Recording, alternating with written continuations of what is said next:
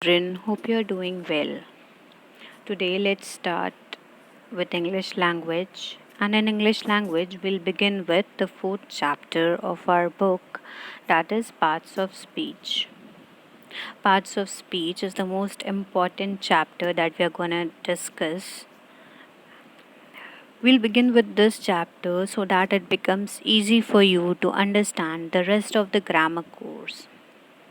So, children, parts of speech is no new topic for you to understand, as you all are reading this chapter since class 2nd or 3rd, I guess. Since you have read parts of speech for so many years, I want you to answer a question to yourself, that is, why do we need parts of speech? What is the purpose of parts of speech in English language? Well, if you've got the answer, that's great. And if not, here you go. Children, in English language, words are considered as the smallest element that have different meanings. So, based on their usage and their work, words are categorized into different classes or groups, which in English grammar we call parts of speech. You will understand this with an example. Let's take an example. Deepa dances gracefully. Here we have three words in this sentence. Deepa dances gracefully. Now, all the three words here have their own usage and function so that together they can form a meaningful sentence. Let's see how. The word Deepa here tells us about a name of a person, right? So we can say that the word Deepa comes under the category of naming words. Children, all the names that comes in your mind, all the names, whether it is a name of a person, whether it is name of anything, whether it is name of any place or animal or plant, all the names that comes in your mind are comes under the category of naming words. Okay, now let's come to the second word, that is dances. Here the word dances tells us about the action done by Deepa. Okay, so dances comes under the category of action words. All the actions you can think of, like dancing, sitting, walking, reading, jumping, all the actions comes under the category of action words. Again, the word gracefully tells us about how the action is done. It gives us more information about the action done by Deepa. So it comes under the category of the information given about the action, right? So, from this example, we can answer to the question asked earlier, that we need parts of speech because it indicates purpose of word in a sentence, or it indicates to the usage or function of the word in any sentence. Right? There's a definition of parts of speech in your book. Let's see.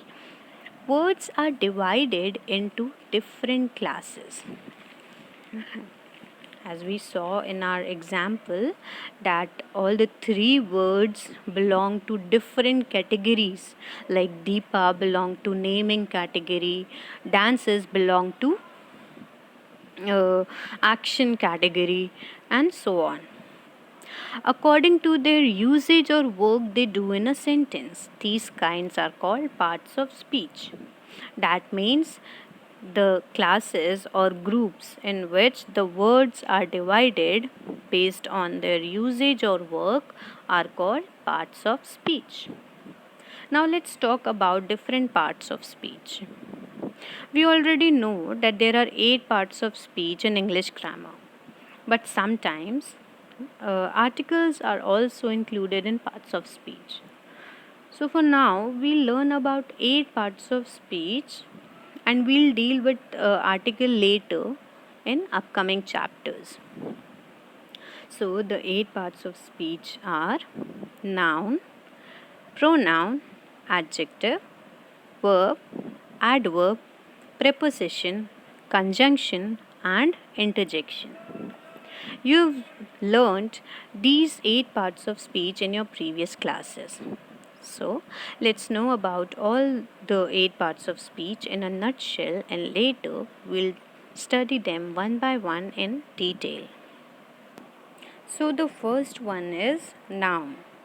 Children, anything and everything you see around yourself, like the people around you, the things around you, the animals, the plants, anything, you recognize them with their names, right?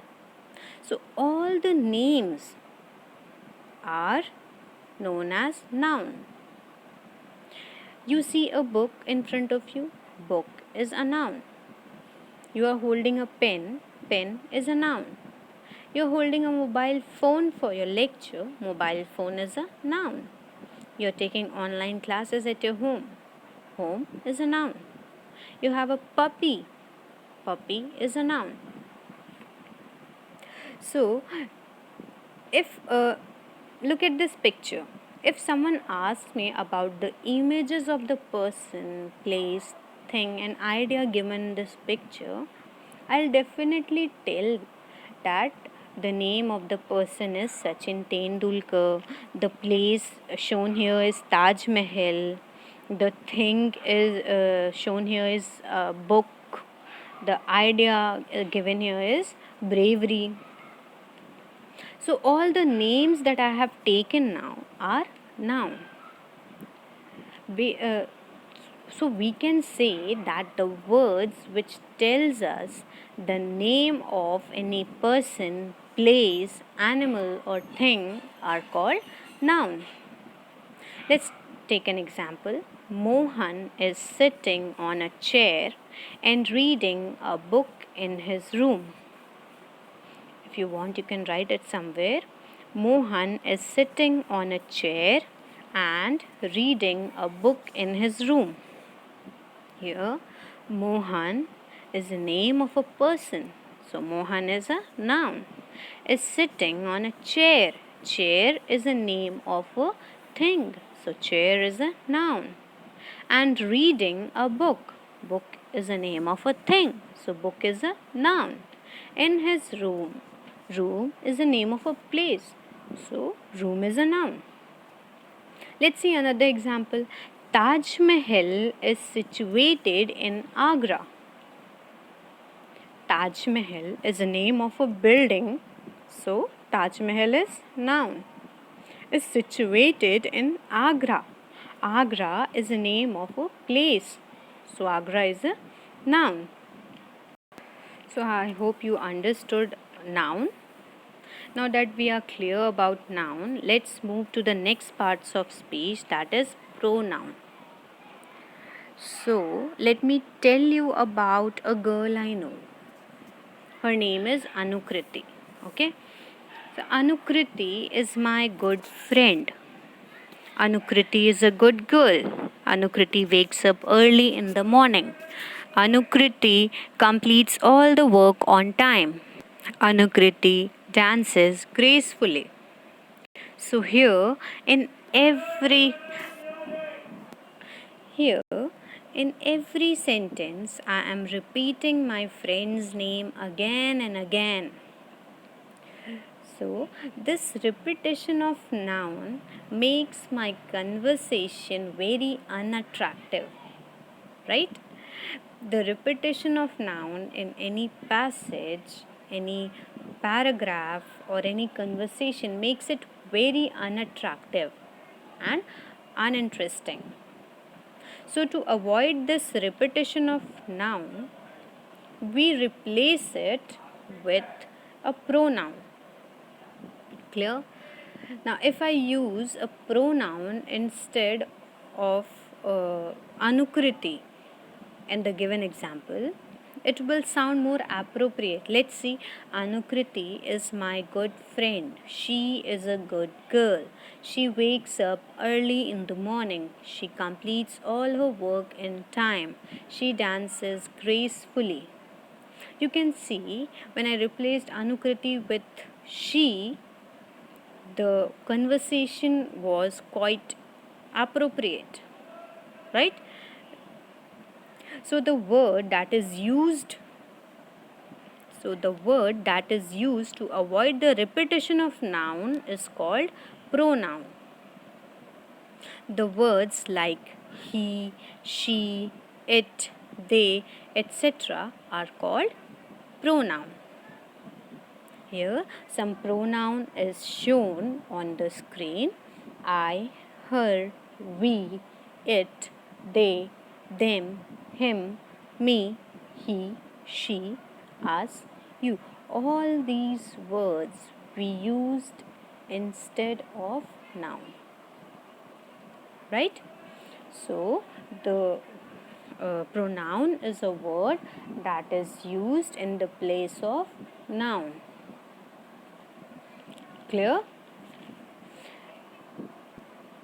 So children, hope the explanation till now is clear to you all. We'll discuss about the rest of the parts of speech in next video, and then we'll discuss about the usage of parts of speech in sentences. Okay? Thank you.